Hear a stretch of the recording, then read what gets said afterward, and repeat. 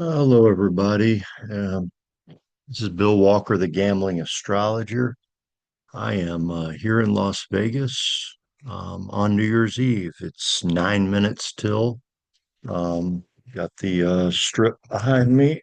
I'm up here at the Venetian at my room. Might be able to see some of the fireworks. Anyway, um, wanted to talk a little bit about why I fucking hate astrology. Um, I've been an astrologer for a long time and I absolutely hate it. And I only hate it because I wish the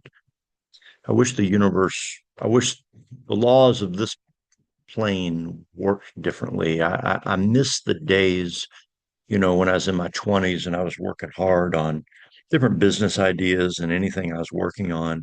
If I could have a bad day, maybe I'd have a bad week, but every day was a new day to get up and create whatever I wanted. And, it is annoying to me that we have to work within the confines of the energy matrix of the universe. And for instance, as a professional gambler and a professional poker player, I love playing poker. I love playing poker professionally. And I wish that I had a luckier chart and could just get up on any particular day and go play my best, and that results were in direct correlation with intelligence, good decisions, and effort. And the truth is that that's just not how it works. There is such thing as luck, and there's a science behind luck.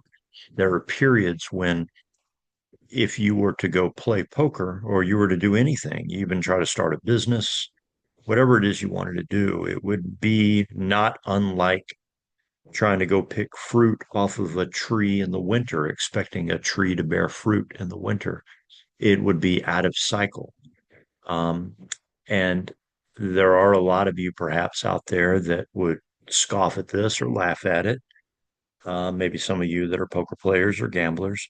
And the reality is that you just have a lucky chart, and you understand that you, in and of yourself, are a person that falls within a standard deviation of gambling realities, and you run good enough and pure enough to where you don't have to question reality. I mean, there are people that run far worse than me, but I studied astrology deeply because I had an unlucky chart, but because I loved to gamble, and of course I have an advantage. I was a card counter and a professional poker player, and I play nothing but advantages. But there are times that you just cannot win. I'm going to show you something recently that I went through, and I avoid these days. But the truth is that for the month of December, even after the period of avoidance,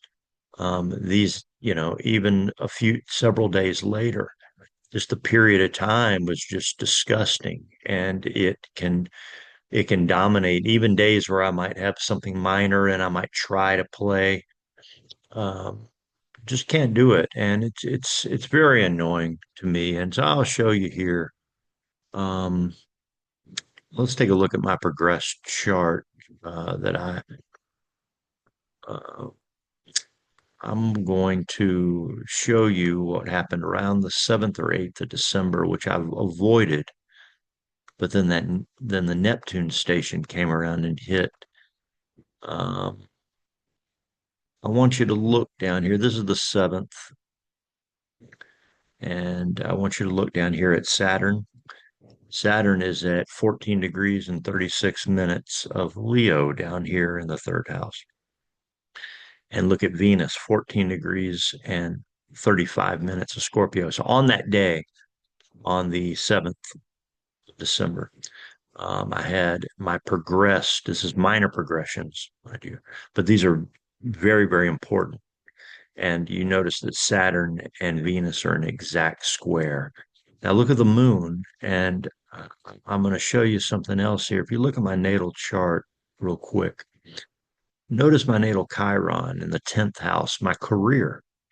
And Chiron is definitely a money planet. You'll notice it is in conjunct Venus. Venus is at 13 degrees of Virgo. So it forms an in conjunction to Venus. And I actually have a yod with Chiron, the moon, and Venus, which isn't the most fun. But notice the Chiron at 14 degrees and 40 minutes of Aries. And so then I'm going to go back to the progression that we were looking at. And I'm going to go back, put it on the 7th.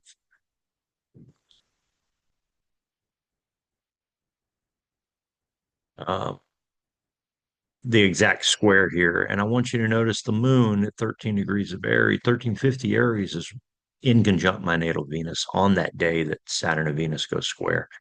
And then the next day, 1443, well, I got Chiron at 1441.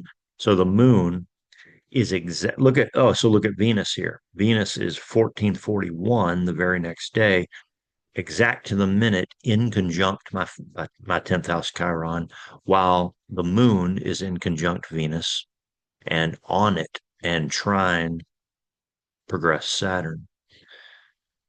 But this isn't it. You find when you find configurations like this, and also let's note here, this is a full moon in the progressions. Look at the sun, 15 degrees 0 of Libra, opposite 14 degrees and 43 minutes of Aries.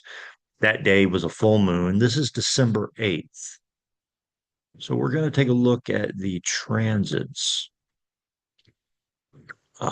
These were the transits for this is December 10th. And I want you to notice that I'm gonna animate this chart real quick so I can show you that Neptune right here, right down here in the fifth. Neptune was retrograde the day before. It's stationary direct. There it is. 2922 of Pisces. Okay. Remember this 2922 of Pisces is the Neptune station. Well, if we go back to the progression, there are the fireworks. They're starting now. Um, I'm not much of a people person, so I'm away from all the festivities down there. It's really annoying. Too many damn people. Um, I'm going to go back here to the Saturn Venus square. Um, Saturn is at 14 degrees and 36 minutes here of Leo. Venus at 14:35 of Scorpio. It goes to 14:36. They're exact square. What is the midpoint of that? The midpoint of that, the axis midpoint would be of the square would be 45 each way, which is 29:36 of Virgo and Pisces. Well, 29:22 is the station. So that puts Neptune at 13 minutes from exact apex of forming progress Saturn Venus square. And I'm going to tell you, none of you would have any chance to win under a configuration like this. There's no fucking chance. And it makes me fucking angry. I fucking hate it because I just wish that, like I said, I wish that results had a direct correlation. And now I will say that if you have discipline and you make good decisions your whole life, you're going to be in better shape than if you don't. There we go. Let's see me. Let's see some of these fireworks. Sweet. See them?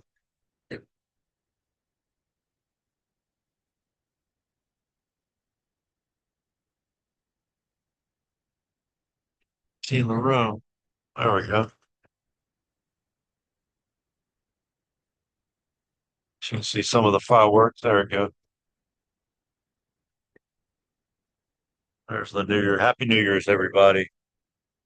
Obviously, the gambling astrologer's in a shit mood because of these shit transits. I'm doing a little bit better since I got here to Vegas. I'm not going to go into some of the positive stuff that I got. I had some positive things. Um, but if you make good decisions over the course of every single day, you're going to do better than if you don't. My point is that if you get up one morning, you can make the best decisions you can make, and your karma or what you draw to yourself is going to be mirrored by what your progressions and what's going on in your chart. And if it sucks, then I don't know. Some days I just, you just want to hide in the fucking closet. And you've had days like that where you might have had you might have had years like that where it's a terrible year, terrible month, like wish you never got out of bed. Well, if you send me your chart, I can tell you exactly why and tell you why it sucks fucking balls.